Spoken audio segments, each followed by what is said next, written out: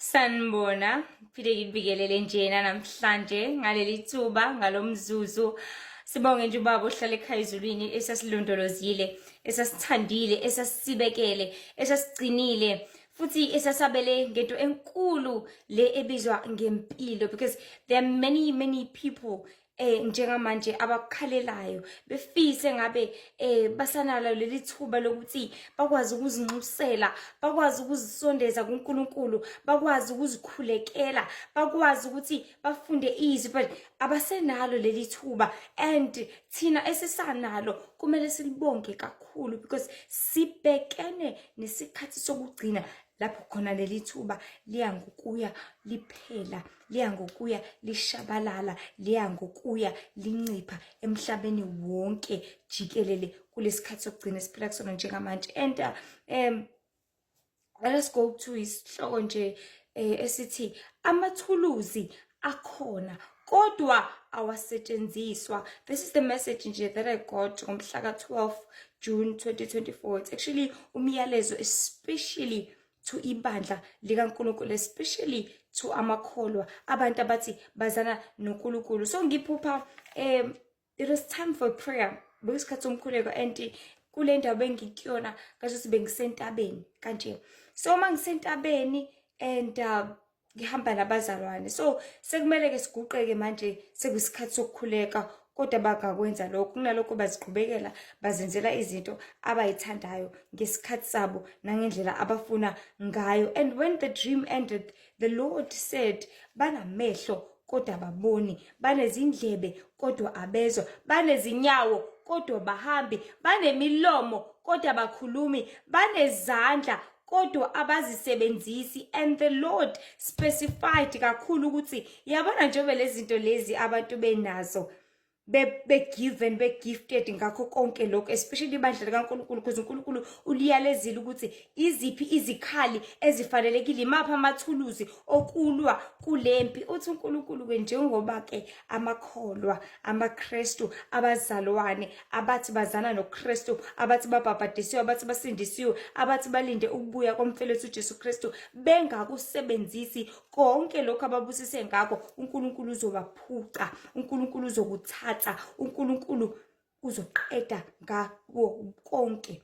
Imagine giving someone i-laptop yakho, umnikezela ukuthi ibe usizo kuyena, mhlawumbe simsize emsebenzini wesikole, whether ama-assignment akhe nje azi ukuthi njalo yena wathayphile, zonke izinto zakhe nje zihamba kahle, but uthi uyafika leyo laptop leyo akayisebenzisi, uthi uyafika leyo laptop ihleli lapha noma idlala iy'ngane okwenzeka whatsoever, ezokutshengisa ukuthi kahle kahle ayinasidingo kangaka, kahle kahle akayidingi kangaka, kahle kahle akanendaba kangaka naye. What is it that you're going to do? You're going to take it back, you're going to claim it back, you're going to take it and give it to someone else oyideservayo.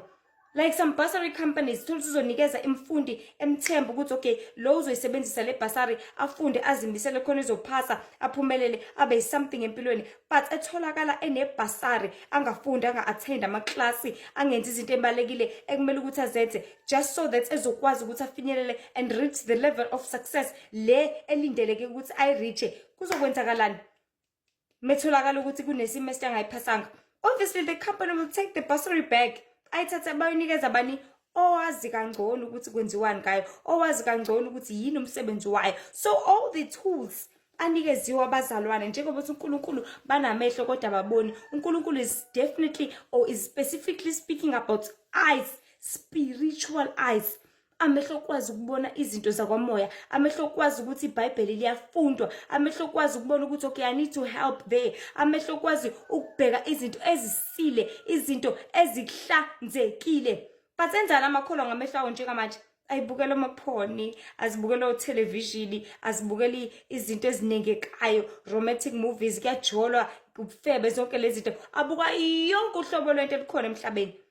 So the reason why uNkulunkulu ethi namehlo kodwa niboni, it is because izinto zakamoya amakholwa awayiboni, awaboni siseyikhathini zokugcina, awaboni ukuthi kuyeshubile manje emhlabeni, awaboni ukuthi umhlaba uyagoqwa. Uthi uNkulunkulu okay, lamehlo enlawa akamoya bengithi nginibusise ngawo nina because anowasebenzise, nibhizi nihlele emehlweni enyama, ngizoniphuca wona.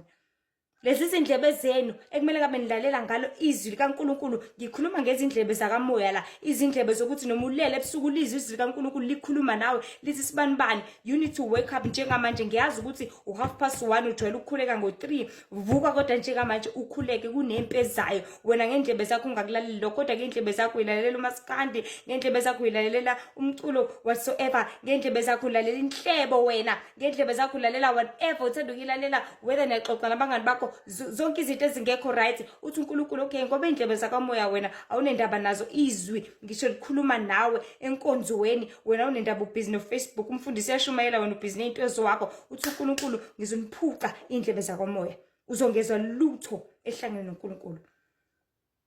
Nazi inyawo zakho kumele ugijimele indaba zakho. People kumele sazi, especially amakholo yabo nje busuthe kwamukela uJesu njengoNkosi nomsindisi. It is by getting to a school.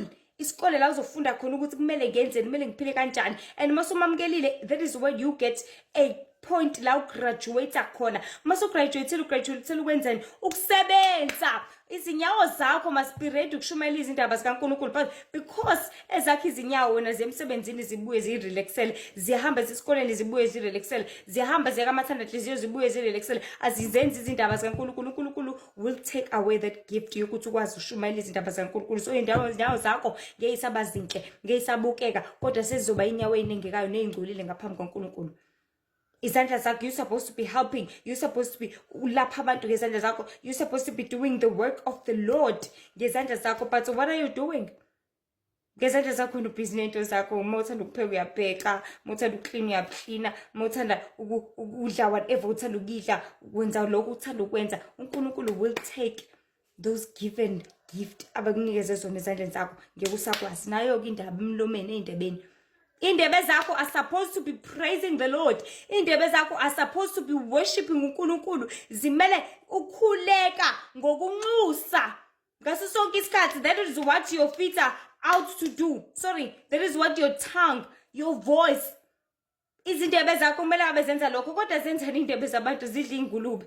Indebe zabantu ziyaphuza ziyabhema, indebe zabantu ziqhamba amanga, izindebe zabantu ziyahleba, izindebe zabantu zenza zonke izinto ezinengekayo ngaphambi kaNkulunkulu. And uNkulunkulu is going to take all the gifts of the Spirit.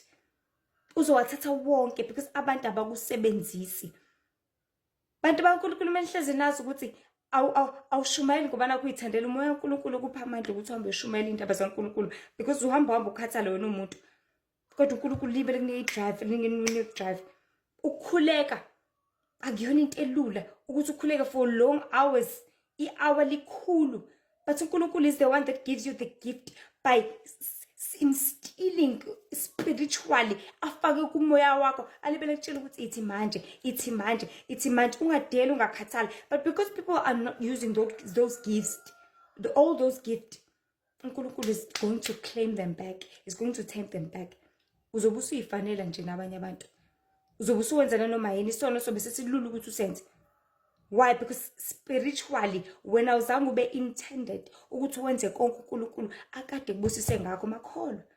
uNkulunkulu uthi zonke lezi zipho abusise ngazo, amathuluzi lawo wonke lamafosholo uNkulunkulu asinike wona, amapiki okulwa sibhekene nempi yakwamoya. Because abantu abakusebenzisa amakholo akusebenzisa, uNkulunkulu is going to take it away. uNkulunkulu uzokuphuca konke lokho. But asikhulekeleni ukuthi uNkulunkulu angasiphuci lokho. Mase sikhulekile bese siyakusebenzisa. Yabo nje besafundeka iBhayibheli, do it, lufunde. Njengoba kusazileka, do it, zila. Because there will come a time la ngeke kusazileka khona at all. Uthi just nje ungakashayi ngisho 12 uze ukuthi hayi ngiyaquleka ke manje.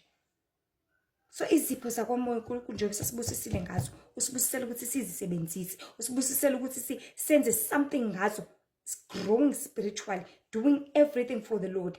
Khona ngeze wasiphuca kona. Otherwise if you're not going to do such, uNkulunkulu ushilo wathi uzokuthatha konke lokho. So amathuluzi akhona kodwa awasetshenziswa. Therefore njengoba engasetshenziswa kanjalo, uNkulunkulu is going to take them back. uNkulunkulu uzosiphuca kona. So siredini ukuthi siphile njengabanye abantu, uthi usuwazana noKristu, uthi usune drive, usunomlilo, qale phansi ubuyele back to square one, qale phansi ubuyele ka zero level. Let us use the tools of the Lord. Angaze wathathe angaze wa-claim back. Ize tshalwe enhlizweni yakho, spread it, pass it. Angaze kwaphela kanjalo, ngaze uthi alikaze libe khona.